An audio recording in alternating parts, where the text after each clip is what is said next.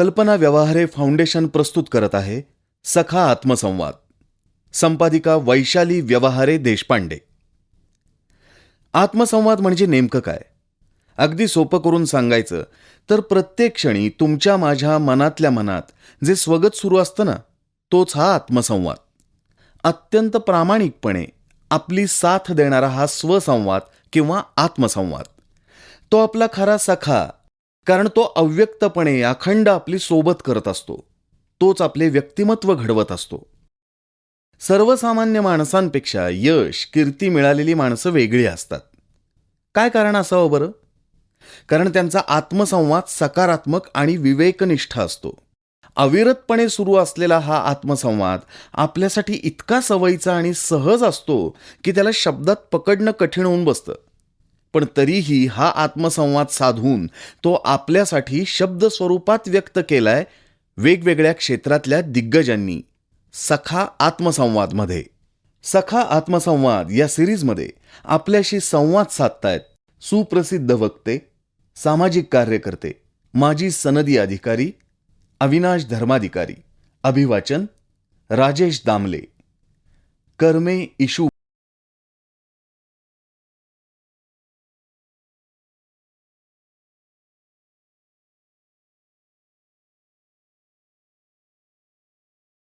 वैभवाचीच स्वप्ने सजावी, मनी हास्य लेवून मुक्ती जगावी. हवी फक्त उन्मुक्त निर्माण शक्ती, नवी ध्येय आसक्त प्रल्हाद भक्ती. अहंता गळावी अभंगास म्हणता, तपस्येत तल्लीन आतून होता. प्रतिभेस मस्तीत आकार यावे, तरी उत्तमाचेच ओंकार गावे. जरी एक अश्रू पुसायास आला, तरी जन्म काहीच कामास आला. जरी अश्रू विस्फोट होऊन सजला, तरी मुक्त ज्वालामुखी जन्म झाला. हवी फक्त उन्मुक्त निर्माण शक्ती, नवी ध्येय आसक्त प्रल्हाद भक्ती. महाराष्ट्रातून IAS झालेला एकमेव विद्यार्थी ठरलो होतो. दिवसभर कौतुक होऊनही रात्री मात्र अस्वस्थ होतो. स्वतःशी संवादाचं उत्तम उदाहरण म्हणजे त्या दिवशीची निकालाची रात्र. कार्यकर्त्याचं एका प्रशासकीय अधिकाऱ्यात होणारं रूपांतर हे त्याचं कारण. कार्यकर्ता अधिकारी व्हायचंय हे ठरलं. त्यावरती ही कविताच रचली. अधिकारी तर झालो, पण कसा अधिकारी व्हायचा आहे ते सांगणारी.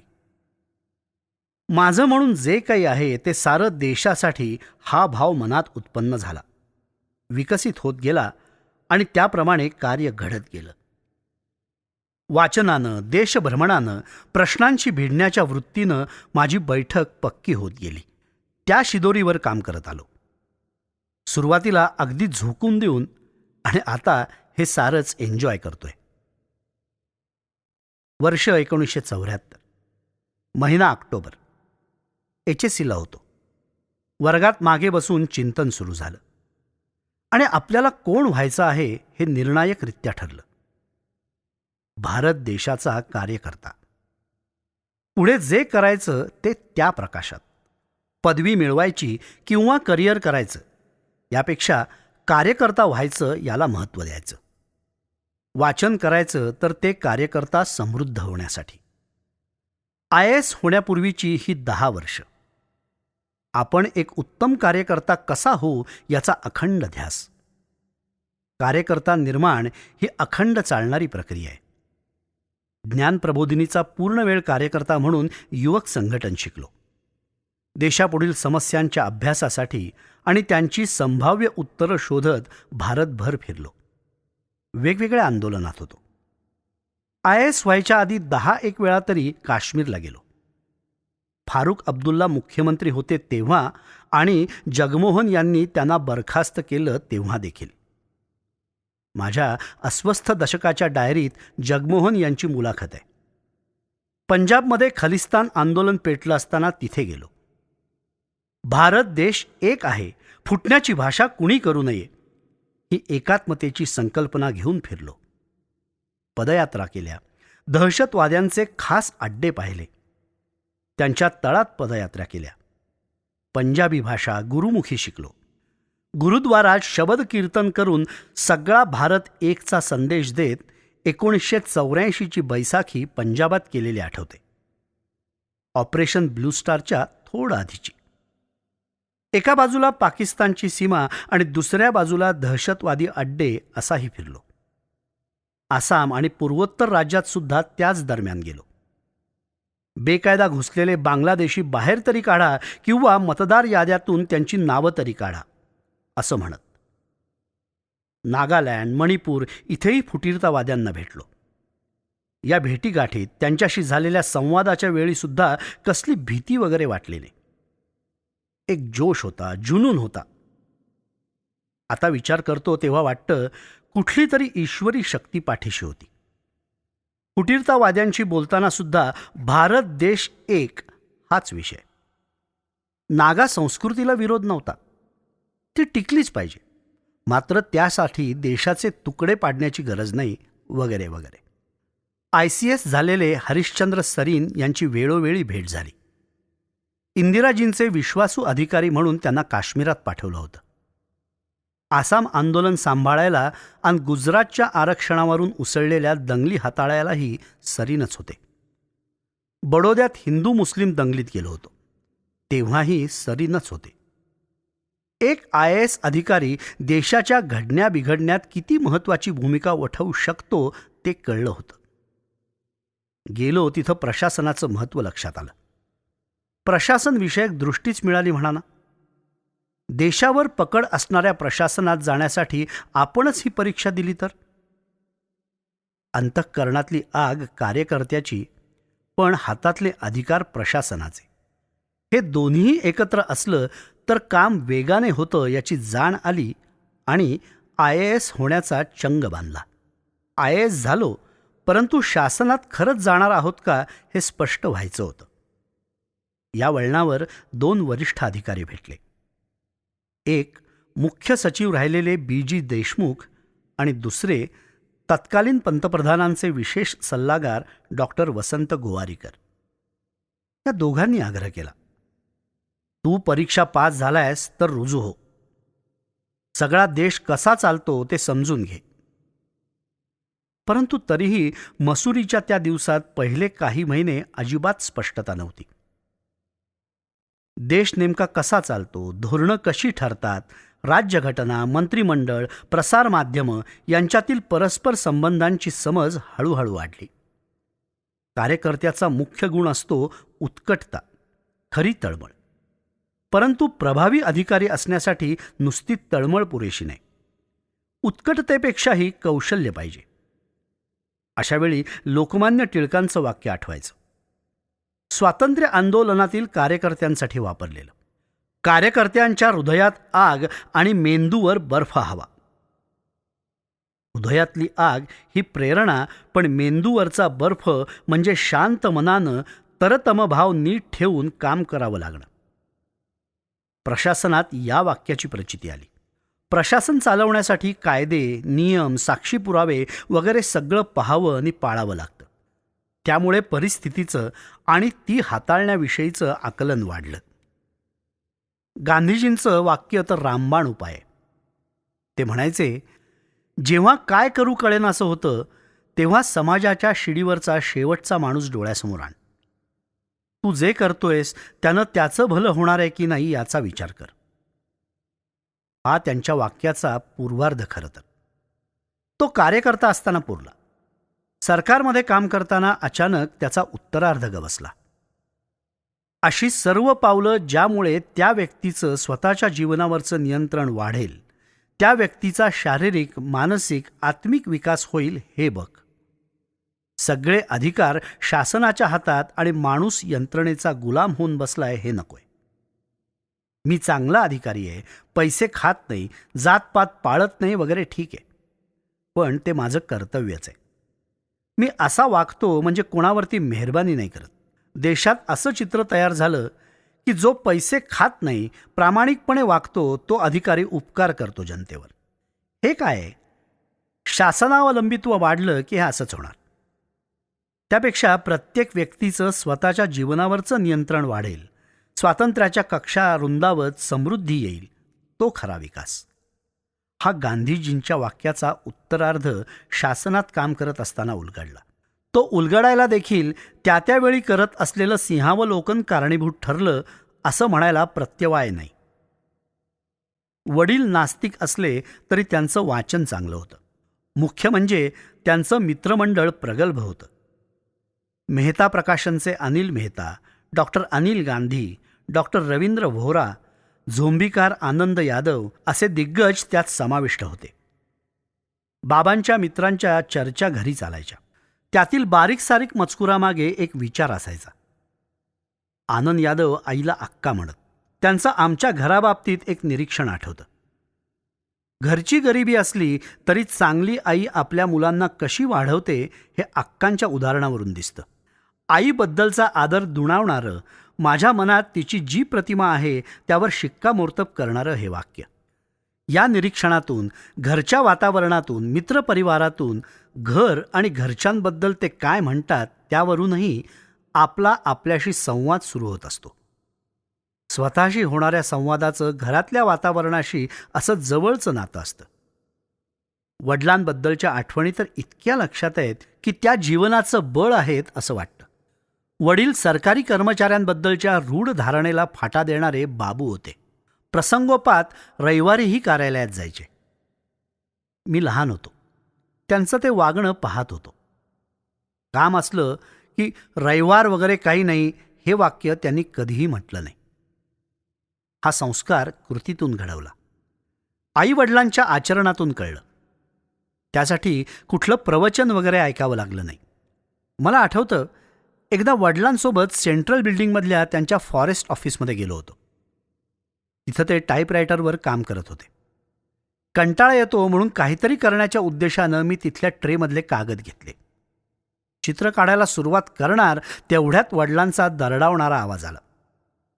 अविनाश, काय करतोयस? म्हणालो, काही नाही, चित्र काढतो. चित्र काढायचे असतील तर घरून कागद घेऊन यायचे. ते ऑफिसचे आहेत. खाजगी कामासाठी सरकारी साधनं वापरायची नाहीत. बस, हे एक वाक्य पुरतंय पुढे IAS झाल्यावर सुद्धा. खाजगी फायद्यासाठी सार्वजनिक संपत्तीचा वापर करायचा नाही हा विचार किंवा असंच्या असं वाक्य चाणक्याच्या अर्थशास्त्रात आहे. परंतु ते वाचून मनात बिंबवण्यापेक्षा प्रत्यक्ष कृतीतून आलं, ठसलं आणि अधिक पक्क झालं. प्रशासनातील अधिकारी म्हणून कर्तव्य कठोर, अनधिकृत काम असेल तर बापालाही बाप न मानणारा वगैरे ख्याती असणारा मी IAS झालो. त्यावेळी महाराष्ट्रातून एकमेव होतो. वैचारिक भूमिका आणि स्पष्टता असल्यामुळे महाराष्ट्रीय आणि विशेषतः आपल्यासारखे भारत देशाचा कार्यकर्ता ही भूमिका असणारे विद्यार्थी घडले पाहिजेत यासाठी धडपड सुरू होती. प्रशासनाची परवानगी घेऊन काही सेमिनार करायचो.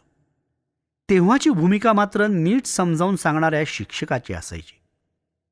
शिक्षक हा माझ्या वृत्तीचा भाग आहे.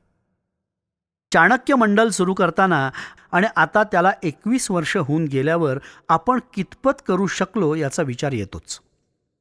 प्रशासन हे देशसेवेचं माध्यम आहे हे लक्षात ठेवून शासनामध्ये सर्व स्तरावर अधिकाऱ्यांची फौज गेली पाहिजे ही भूमिका होती आणि आहे. या बाबतीत थोडंसं का असेना पण जमलंय. 1996 पूर्वी महाराष्ट्रातून अगदीच बोटावर मोजण्याइतपत UPSC उत्तीर्ण करणारे विद्यार्थी होते. सध्या दरवर्षी 90 ते 100 होतात. पैकी 88 ते 90 जणांचा चाणक्य मंडलशी संबंध येतो. किती जणांचा येतो या संख्येपेक्षा ते अध्यात्म आणि राष्ट्रीयत्वाचे संस्कार घेतलेले असतात हे महत्त्वाचं. काश्मीर ते कन्याकुमारी, कच्छ ते कोहिमा जाऊ तिथं चाणक्यमधून शिकलेले अधिकारी काम करताना दिसतात. मसुरी अकादमीत सुद्धा चाणक्यमधला अधिकारी त्याच्या वागणुकीतून ओळखला जातो. 21 वर्षात एखादा सडलेला आंबा निघाला असेल. एरवी सगळे आध्यात्मिक भाव असणारे. आता देशाच्या सर्वोच्च पदांवर चाणक्य मंडलमधून आलेले अधिकारी असतील. देशाच्या प्रगतीला गती देणारे या अर्थानं तेवढीही संख्या नसेलही. पण हे चित्र नक्कीच आशादायी आहे. मागे वळून पाहताना दिसते ती रूढार्थानं घरची असलेली गरिबी. कसब्यात 12x10 खोली. तिथे आई, बाबा आणि 3 भाऊ राहत होतो. आई प्रचंड देवभक्त. वडील मूळचे नास्तिक, परंतु आईच्या सहवासानं बदलले असं म्हणता येईल. लहान होतो तेव्हा बालसुलभ कुतूहलानं स्वाभाविकपणे निरीक्षण चालायचं. आईची वर्तवैकल्य पाहत होतो. तिला पाठ असलेला हरिपाठ मलाही मुखोद्गत झाला. कर्मे ईशू भजावा किंवा ठाईचं बैसोनी करा एकचित्त या ओळी आणि त्यातून घडणारा संस्कार हे आपोआप आईकडूनच आलं. घरातून मिळालेले संस्कार घेऊन पहिलं पाऊल पडलं ते ज्ञान प्रबोधिनी नावाच्या शाळेत. या वळणावर केव्हा तरी विवेकानंदांची भेट झाली. ती सुद्धा उत्स्फूर्तपणे. वाचायला आवडायचं. त्यामुळे कसबा गणपतीच्या दारात पुस्तकाचं दुकान होतं ते खुणावू लागलं. तिथल्या पुस्तकातून भेटलेले विवेकानंद मनी मानसी भिडले. हेच आपले गुरु असं वाटून गेलं ते कायमचंच. स्वामीजींचं शिकागोचं भाषण वाचता वाचता पाठ झालं. लहान होतो, घरात कोणी नाही असं पाहून भगवे कपडे घालून त्याचा सराव करू लागलो. आपल्या आवडत्या माणसाच्या चीजवस्तूंचं, कपड्यांचं आकर्षण वाटणं, भाषणं पाठ असणं हे सारं नैसर्गिक आहे. मुळातून जे आवडतं ते लक्षात राहतं. अशा पद्धतीनं नकळत घडणाऱ्या स्वतःशी संवादातील नितांत अनमोल स्थान विवेकानंदांचं आहे. पुढे जाणीवपूर्वक प्रयत्न करू लागलो. विवेकानंदांचं पहिल्यांदा काही वाचलं असेल तर ते राजयोग. ते वाचूनच ज्ञानधारणा सुरू केली. विवेकानंद स्वाभाविक गवसले. गांधीजी मात्र सापडावे लागले. गांधी विचारांचा अभ्यास ठरवून केला. लक्षात आलं, भारताच्या प्रश्नाचं खरं निदान गांधीजींचं आहे. ते देखील अगदी सखोल. भारतासमोरील प्रश्नांना त्यांनी सुचवलेली उत्तरं आजही तितकीच वैध, व्हॅलिड आहेत जितकी ती स्वातंत्र्यापूर्वी होती. या शतकात जे रूप विवेकानंद आहेत तेच 20व्या शतकात गांधीजी आहेत. हजारो वर्ष भारतात अध्यात्म विचारांचं सिंचन झालेलं आहे. ते आपल्या रक्तात नाही तर जीन्समध्ये आहेत. खेड्यातल्या एखाद्या अशिक्षितालाही अध्यात्म सहज कळतं. संत नामदेवांपासून सद्गुरू वामनराव पै यांच्यापर्यंत सर्वांनी ती सोपी करून सांगितलेली साधना आहे. धर्म ही रिकामे पोटी करायची गोष्ट नाही. भौतिक विकासही अध्यात्म विचाराच्या विरुद्ध नाही. भौतिक विकासाचा विशिष्ट टप्पा गाठल्यावरच ते आपल्याला अध्यात्माच्या पायरीवर आणतं. सेल्फ रिअलायझेशन हे अध्यात्मच आहे. आत्मसंवादाच्या पायरीवर जाणवतं की माझा अध्यात्माकडे जन्मजात ओढा आहे. अगदी लहानपणी कसबा गणपती मंदिरात महिनाभर सुभाष बाबूंवरची कीर्तनं ऐकली. ज्ञानोबा तुकोबांची ओळख तिथे झाली. सर्वोत्कृष्ट पूजा म्हणजे तुझं काम तू नीट करणं हे तिथेच कळलं. विज्ञान आणि अध्यात्माचा परस्पर पूरक संबंधांचा भाग विवेकानंदांकडून आलेला. विवेकानंदांना चिकित्सेचं वावडं नव्हतं. बुद्धी आणि अध्यात्म यांच्यात मुळात विरोधाभास नाही. अध्यात्म आणि विज्ञान ही एकाच सत्याची दोन रूपं आहेत असं विवेकानंद म्हणत. विश्वाच्या मुळाशी काळ आणि अवकाश ही दोन तत्त्व असल्याचं विज्ञान सांगतं. पण ही दोन तत्त्वही मुळात एकच आहेत ही विवेकानंदांनी अध्यात्माच्या आधारे केलेली मांडणी. विवेकानंद सांगतात ही गोष्ट ऑक्टोबर 1992ची, बेळगावची. पुढे 1905 आईन्स्टाईननं ही दोन्ही तत्त्व इंटरचेंजेबल आहेत अशी मांडणी केली. मुळात भारताचं अध्यात्म विज्ञाननिष्ठच आहे. बुद्धिनिष्ठेची, चिकित्सेची भीती वाटत नाही ती यामुळेच. होऊ द्या चिकित्सा. आता आईन्स्टाईनपासून स्टीफन हॉकिन्स, रिचर्ड फेनमॅन, रॉजर पेनरो सगळे शास्त्रज्ञ अंतिमतः अध्यात्मच सांगू लागलेत. षटचक्र मांडू लागलेत. चिकित्सेत बंडखोरी असते. ही बंडखोरी माझ्यात आली ती विवेकानंदांमुळेच. विवेकानंद हे उग्र दैवत आहे. बगीचात ब्रह्मराक्षस आहे तर ते पाहू दे म्हणणार. बुद्ध, कृष्ण, विवेकानंद हे सर्व सांगून झाल्यावर ऐकणाऱ्याला स्वतंत्र विचार करायला सांगतात. मी सांगतो म्हणून करू नकोस, तर तू स्वतः त्या निष्कर्षावर पोच ही आत्मविश्वासपूर्ण मांडणी असते. देशापुढील, समाजापुढील समस्या आणि त्या सोडवण्याचा विचार सतत करत राहिलो तर मलाही नैराश्य येतं. आपण डोकं आपटतो पण खडकाला तडे जात नाही. असं रोजच होतं. निराशा रोजच येते, पण सकाळ झाली की लागा कामाला. Do your best. केलेल्या कमिटमेंट या इतरांची नाही, स्वतःशी आहेत याची जाणीव असली की सर्वच बाबींचा सराव होऊन जातो. किंबहुना त्यातून आनंद मिळू लागतो. करतो ती ज्ञानसाधना आणि कर्मसाधना स्वतःहून ठरवलेल्या असल्यानं त्यातून आनंद लुटायचा हे आईवडिलांनी दिलेलं, ज्ञानोबा तुकारामांनी दिलेलं बळ आहे. ही ईश्वराधन आहे. त्याचा मनःपूत आनंद घेतो. अनेकदा नैराश्याच्या उंबरठ्यावर तरळत असतो. विशेषतः वाढलेल्या वयाची जाणीव होते तेव्हा. मात्र मन अजून 16.5 वर्षांचं. त्यामुळे निराशेच्या क्षणी देखील थांबलो की संपलो ही जाणीव कार्यरत ठेवत असते. वयाच्या 16व्या वर्षीचा निश्चय देशाचा कार्यकर्ता व्हायचंय तो कायम आहे. थांबलो नावाचा प्रकार व्हायचा नाही. शेवटच्या श्वासापर्यंत काम करायचंय. मग करायचं तर ते खुशीनं कर. ही वृत्ती आनंदच देते.